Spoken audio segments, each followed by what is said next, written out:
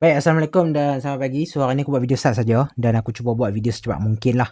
Baik, so hari ni kita akan sembang pasal X-frame deny. Okay, X-frame deny ni basically untuk kita nak elak iframe lah kot, tak silap aku. Okay, coding dia asal saja, coding dia sikit ni je, header X-frame option deny. Kita letak dekat, ikut lah. Apa nak letak kat mana? Kalau aku letak kat dashboard sebab lagi waktu nak login lagi dia akan keluar kod belah ni, kod belah dashboard ni kan. Okay, so aku bagi contoh lah kan, kalau kita tak buat apa jadi ya.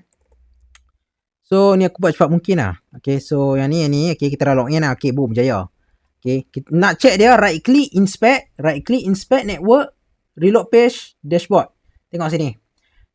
Dia akan ada dekat respawn header ni. Yang ni kita buang, ni respawn header ni. Kalau kita cari iframe xdeny tak ada. Okay, sebab apa? Sebab kita tak letak tadi kan. Okay, so kita akan letak lah kat sini. Okay, sebelum jadi letak kat sini. Kita cuba reload dan sepatutnya ada lah. Kalau tak, nanti aku akan login balik lah.